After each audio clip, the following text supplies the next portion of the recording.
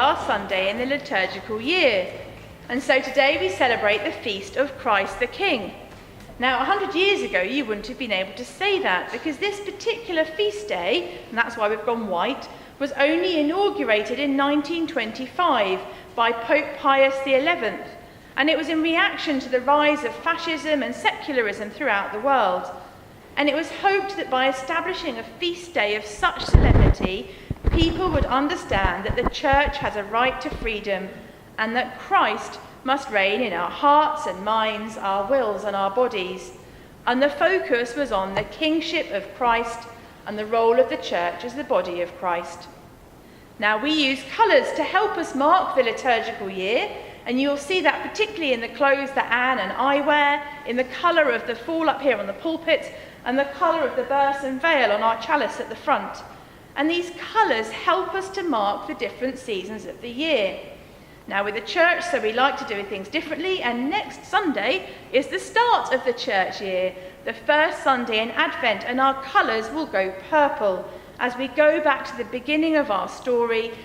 And together, over the coming 4 weeks, we'll be celebrating and marking the waiting for Christmas, the incarnation of Christ come on earth. So it seems appropriate that at the end of the year, we're marking today that Christ is King. But I wonder what the image of king means to us today. It probably depends where you live and what time you've lived in as to how you might think of the image of king. For some, it will mean autocracy.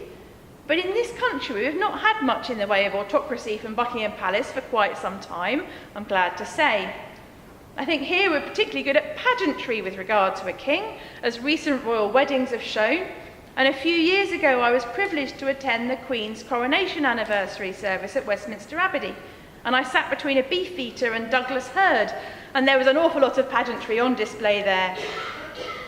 But what does kingship really entail?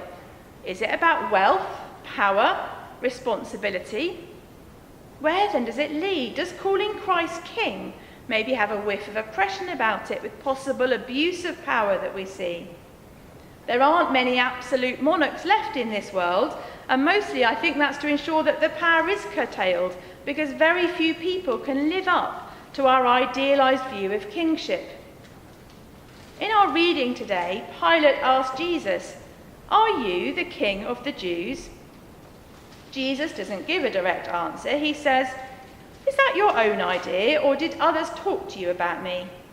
And this provokes Pilate to sarcasm. "Am I a Jew? Your own people and chief priests handed you over to me."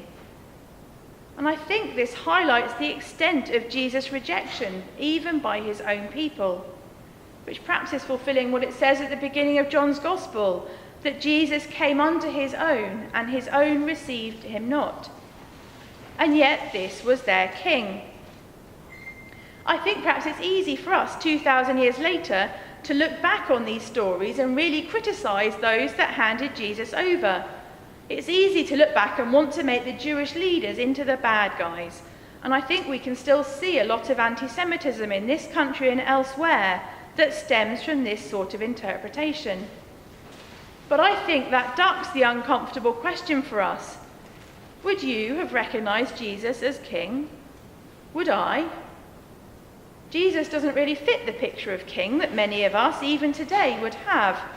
This is a king who was hungry, who was thirsty, who stopped and talked with the beggars, the lepers, the women, the tax collectors, the unclean, whose closest friends were a bunch of fishermen, who didn't have a palace, who lived an itinerant ministry. Really, would you have recognised Jesus as king? Would I? As we celebrate Christ the King today, I think it's time to reflect on what it does mean for us to acknowledge Jesus as king. And I wonder if our model of monarchy in this country makes that harder. If you look for evidence of someone that supports the Queen in this country, you're most likely to be able to spot them by someone that knows both verses to the national anthem. They're likely to have a ceremonial mug or plate or teapot, and for sure they'll be watching the Queen's speech on Christmas Day. And I wonder how often we perhaps apply this same sort of logic to our Christian faith. so long as you've got the right t-shirt or mug or sticker, and sing the odd Christian song, turn up here now and then, and maybe watch songs of praise, perhaps that's enough. I want us to look at Jesus' own words, his response to Pilate. My kingdom is not from this world. If my kingdom were from this world, my followers would be fighting to keep me from being handed over to the Jews. But as it is, my kingdom is not from here. You say that I am a king. For this I was born, and for this I came into the world, to testify to the truth. Everyone who belongs to the truth listens to my voice. So, in our everyday lives, do we really long to serve Christ as King? Not just within the coziness of our beautiful church here, but every day within all that is happening in our lives. Do we long to be in Jesus' presence, to come before him with reverence and awe? Do we crave his love, his approval before others? Are we willing to follow him with courage? Are we willing, like Jesus, to testify to the truth, to risk discomfort, to risk abuse, to risk rejection?